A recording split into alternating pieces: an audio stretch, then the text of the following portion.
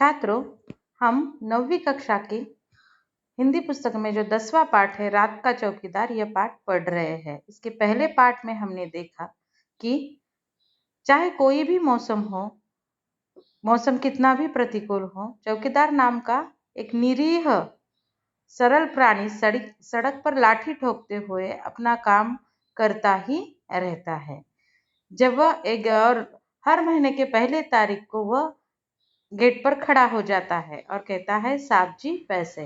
तो ऐसे ही एक बार जब महीने के पहली तारीख को वो लेखक के घर आया तो लेखक ने पूछा कि तुम्हें कितने पैसे मिल जाते हैं। तो वह कहता है कि रोज का 1 रुपए के हिसाब से मुझे महीने के 30 रुपए हर घर से मिल जाते हैं। तो लेखक पूछते हैं कि कितने घरों से तुम्हें हर महीने पैसे मिलते हैं। तो वह कहता है कि कभी 50 घर से तो कभी 60 घर से। तो लेखक कहते हैं कि अरे कॉलोनी में तो 100-125 घर है, फिर इतने कम घर से क्यों पैसे मिलते हैं। तो वह कहता है कि जितना मिलता है उतने में मेरा ठीक ठाक गुजारा हो जाता है। तो लेखक पूछते हैं कि जिन घरों से पैसे नहीं मिलते हैं, क्या उन घरों की तुम ठीक से चौकसी नहीं करते हो, रखवाली ठीक से नहीं करते हो। तो चौकीदार क्या कहता है, देखिए। तो फिर तुम उनके घर के सामने सीटी बजाकर चौकसी रखते हो कि नहीं, उसने पूछा। हाँ साहब जी, चौकसी रखना तो मेरी जिम्मेदारी है। मैं केवल पैसे के लिए ही काम नहीं करता, फिर उनकी चौकसी रखना तो और जरूरी हो जाता है। भगवान नहीं करे यदि उनके घर चोरी वोरी की घटना हो जाए तो पुलिस तो फिर भी हमसे पूछेगी ना, और वे भी हम पर झूठा आरोप लगा सकते हैं कि पैसे नहीं देते इसलिए चौकीदार ने ही चोरी करवा दी। ऐसा पहले मेरे साथ हो चुका है साहब जी। चौकीदार को पूछने पर कि जिन घरों से पैसे नहीं मिलते हैं कि तुम उनकी चौकसी करते हो कि नहीं, तो चौकीदार कहता है कि जिन घरों से पैसे नहीं मिलते हैं उन घरों की चौकसी भी हम करते हैं, बल्कि और ज्यादा ध्यानपूर्वक हमें उन्हें उनके घर की चौकसी करनी पड़ती है, पैसे ना मिले तो भी। क्योंकि जी जिनके घर जिनके घर से हमें पैसे नहीं मिलते, और यदि कभी, वो कहता है कि भगवान न करे यदि किसी ऐसे घर में चोरी हो जाती है तो पुलिस तो चौकीदार से ही पूछताछ करती है कि तुम क्या कर रहे थे, तुम नहीं आए थे क्या रात में, है ना। और हो सकता है कि वो लोग भी चौकीदार पर झूठा आरोप लगवाए कि हम इसे पैसे नहीं देते तो चोर से मिलकर इसने ही हमारे घर में चोरी करवाई। और चौकीदार कहता है कि ऐसी घटना मेरे साथ पहले हो चुकी है साहब जी, इसलिए किसी घर से पैसे मिले ना मिले, चौकसी करना हमारा काम है और वो उतनी ही लगन से हम करते हैं। अच्छा ये तो बताओ, रात में अकेले घूमते तुम्हें डर नहीं लगता। तो लेखक पूछते हैं कि रात में अकेले घूमते हो तो तुम्हें डर नहीं लगता है क्या। डर डर क्यों नहीं लगता साहब जी, दुनिया में जितने जिंदे जीव है सबको किसी न किसी से डर लगता है। बड़े आदमी को डर लगता है तो फिर हम तो बहुत छोटे आदमी हैं। कई बार नशे पत्ते वाले और गुंडे बदमाशों से मारपीट भी हो जाती है। शरीफ दिखने वाले लोगों से झिड़कियां, धुतकार और धौंस मिलना तो रोज की बात है। तो लेखक के पूछने पर कि रात में अकेले तुम ऐसे सुनसान सड़कों पर घूमते हो, क्या तुम्हें डर नहीं लगता। तो वो कहता है कि साहब जी डर क्यों नहीं लगेगा, यानी इस दुनिया में जितने जीव है किसी न किसी से डरते हैं, हर एक को अपनी जान प्यारी है। वो कहता है कि बड़े आदमियों को यानी अमीर से अमीर लोगों को भी डर लगता है, तो फिर हम तो कैसे हैं, बहुत छोटे से आदमी है। और वो कहता है कि नशा करने वाले, है ना, या गुंडे बदमाश जो रात में अपना कार्य करने के लिए निकलते हैं, तो वो क्या, और चौकीदार अगर उन्हें टोकता है, रोकता है, या चौकीदार से उनका पाला पड़ जाता है तो अकेला चौकीदार और उसके पास सिर्फ अपने काम के लिए एक लाठी ही होती है जो वो ठोकता हुआ घूमता रहता है। बज तो इन गुंडों बदमाशों से, नशे पत्ते वाले लोगों से मारपीट भी कई बार हो जाती है।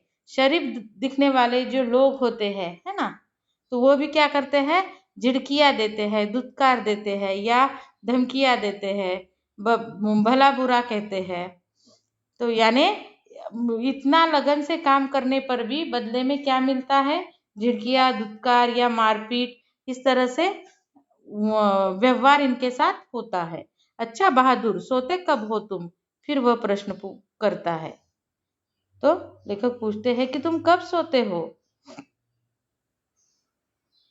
तो साहब जी, रोज सुबह 8-9 बजे एक बार कॉलोनी में चक्कर लगाकर तसल्ली कर लेता हूँ कि सब कुछ ठीक है ना।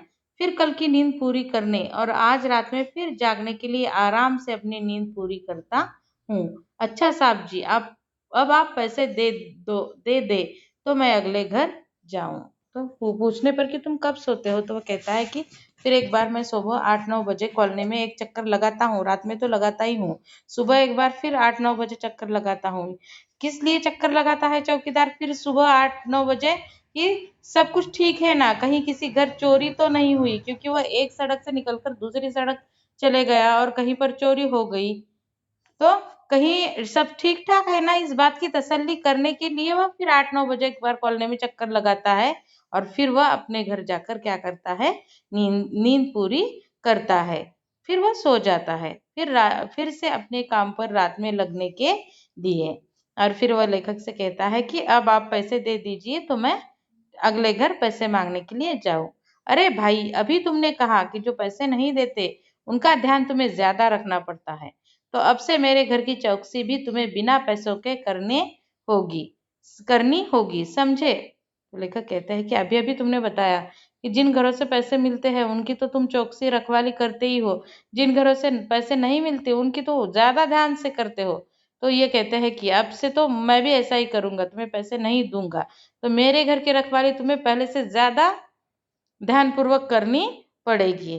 तो और वो भी कैसी करनी पड़ेगी, बिना पैसों की। तो चौकीदार क्या कहता है, देखो, जैसी आपकी इच्छा साहब जी। और चौकीदार अगले घर की ओर बढ़ गया। तो उसने कुछ नहीं कहा, चौकीदार ने कोई भला बुरा एक भी अपशब्द नहीं कहा या निराशा नहीं जताई। ठीक है, जैसी आपकी मर्जी कहकर वो अगले घर के लिए चला गया। मैं सोचता हूँ कि बिना किसी ऊपर दबाव अथवा नियंत्रण के एकाकी रूप से इतनी जिम्मेदारी से अपना कर्तव्य निभाने वाला, हमारी सुरक्षा की चिंता करने वाला, निष्कपट भाव से निष्कपट भाव से करने वाला यह रात का रखवाला स्वयं कितना असुरक्षित और अकेला है।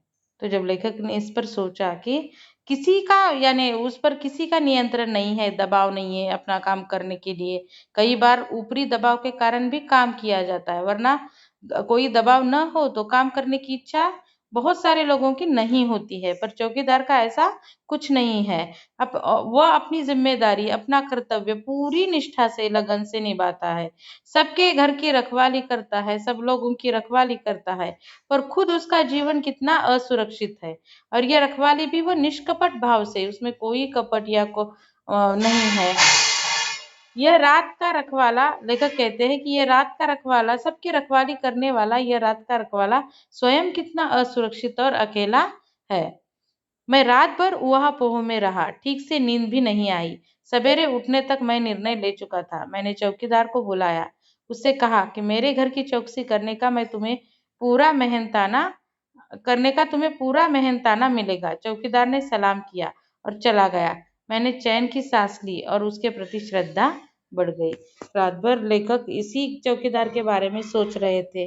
उन्हें ठीक से नींद भी नहीं आई और सवेरे उठने तक उन्होंने निर्णय लिया था कि चौकीदार को जो वो मेहनत करता है इतनी निष्ठा लगन के साथ, इतनी असुरक्षित वातावरण में भी वह अपने जान को दांव पर लगाकर या जान को खतरे में डालकर ये अपना काम निष्ठा लगन के साथ करता है, तो उसके मेहनत का फल उसे मिलना चाहिए। और उन्होंने चौकीदार को बुला लिया और कहा कि तुम जो मेहनत करते हो उसका मेहनताना यानी तुम्हें मैं पूरे पैसे हर महीने दिया करूंगा। तो चौकीदार ने सलाम किया और वह चले गया। तो लेखक कहते हैं कि मैंने चैन की सांस ली, यानी मैंने राहत पाई, क्योंकि उससे कहा था उसके पहले दिन लेखक ने कि मैं तुम्हें बिना पैसे दिए तुमसे रखवाली कर लिया करूंगा। लेकिन जब लेखक ने उसे बताया कि मैं तुम्हें तुम्हारे काम के पूरे पैसे दूंगा, तो लेखक के दिल को एक तसल्ली हुई, मन को एक शांति मिली और उस चौकीदार के काम के प्रति, उस चौकीदार के मेहनत लगन निष्ठा और चौकीदार के प्रति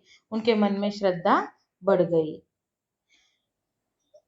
देखो, इसमें जो कठिन शब्द आए हुए हैं, ये इन कठिन शब्दों का अर्थ तुम लोगों को याद करना है, समझ लेना है अच्छी तरह से। उमस यानी उष्णता, ध्वंस यानी धमकी या रोग, ऊहापोह यानी उधड़बुन।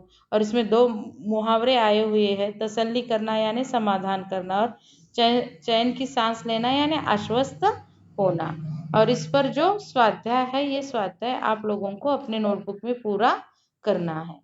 धन्यवाद।